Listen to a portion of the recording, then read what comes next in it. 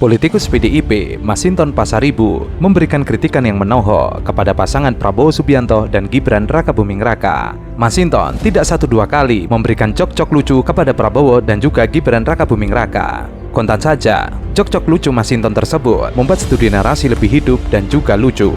Apa tadi? Basi Ambar. Besok pas wapres tambah asam. Iya kan?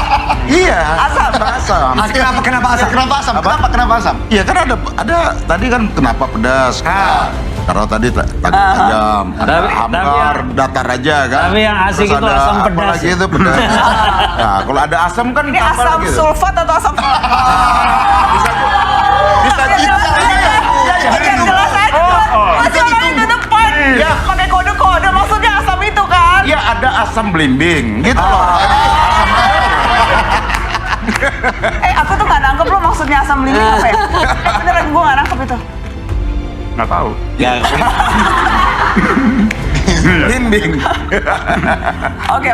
Kritikan Masinton pertama terkait asam sulfat. Awalnya, kru narasi meminta kepada para penonton untuk memberikan responnya terkait debat Pilpres pertama. Dalam pertanyaannya, ada pedas, ada hambar, dan ada asin. Saat itu, Masinton meminta untuk debat Capres kedua agar ditambahi dengan asam sulfat. Awalnya, Najwa Shihab terlihat bingung. Namun, beberapa saat kemudian ia paham apa yang dimaksudkan oleh Masinton, bahwa Masinton sedang menyindir Gibran Rakabuming Raka terkait asam sulfat.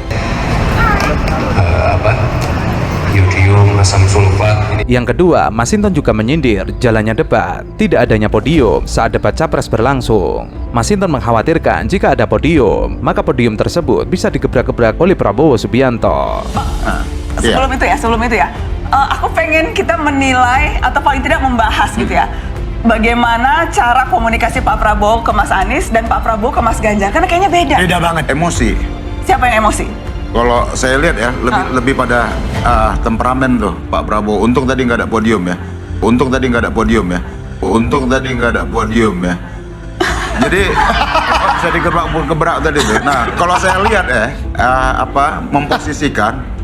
Kalau saya lihat ininya ya, kalau karena komentar tadi tuh ya, mengkomentarinnya. Kesan Pak Prabowo masih, Pak Anies, yang jadiin lu tuh gua, kira-kira gitu.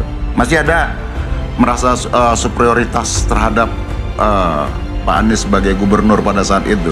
Maka manggilnya Nis, kan gitu ya.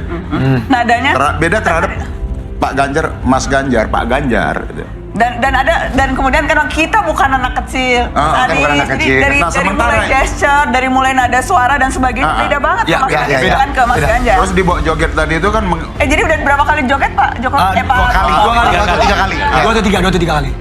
itu jawaban agar tensi ini nggak naik. Tapi memang kalau saya lihat gini nih bro, apa yang disampaikan tadi ya menurut saya tuh ya lebih pada ini ya tuh ke Pak Anies ya. Gua nih pernah atasan lu, kira-kira gitu. Gua pernah berjasa buat lu. Yang ketiga, terkait kestabilan emosi. Masinton kembali mengkritik Prabowo yang saat debat terlihat emosi.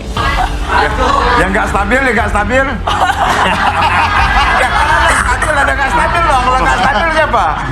Kan bisa dijawab kurang, bisa dijawab yang paling akhir. Bisa dijawab. Tapi indikator nggak stabil tuh apa? Karena tadi Pak Prabowo joget loh. Kalau joget tuh artinya stabil atau nggak?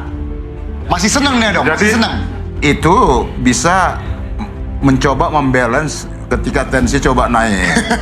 Ketika ketidakstabilan mulai muncul ya di balance. Jadi menurut Bang Masinton itu upaya untuk mengkompensasi ketinggian emosi dengan joget.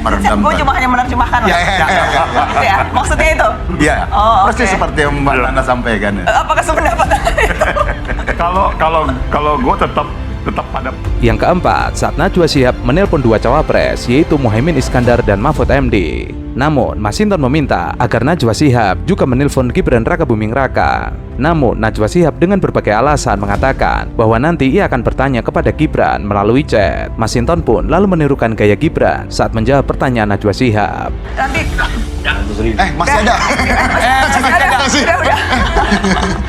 Wapres Thank you Bang Sima, makasih. Wapres satu lagi dong. Iya, satu lagi nanti habis ini kita akan coba nelpon Mas Gibran. Mudah-mudahan nyambung. karena tadi tiga-tiganya udah dihubungin. Tadi yang terakhir memang Mas Gibran masih belum tahu bisa atau enggak. Yang memang udah bilang bisa dihubungi Pak Mahfud sama Gus Imin. Mas Gibran tadi bilang akan lihat situasi. Mudah-mudahan nanti ada waktunya kita nelpon. Kalau enggak nanti aku chat-chatan aja ya Mas.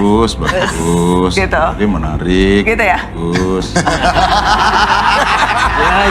Berdiri dong. Ada susu. Beliau sendiri menyampaikan bahwa tidak berada dalam kekuasaan membuat tidak bisa berbisnis, membuat tidak bisa.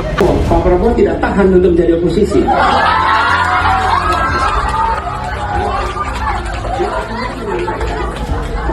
Tidak berada dalam kekuasaan membuat tidak bisa berbisnis, tidak bisa berusaha. Kekuasaan lebih dari soal bisnis, kekuasaan lebih dari soal uang, kekuasaan soal kehormatan untuk menjalankan kedaulatan rakyat.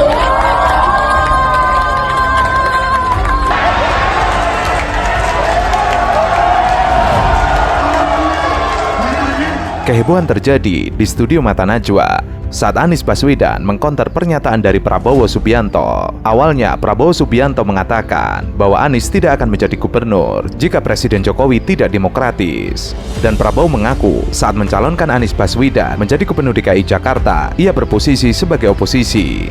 Lalu Anies membalas bahwa Pak Prabowo tidak betah menjadi oposisi. Kontan saja seisi ruangan studio Mata Najwa heboh.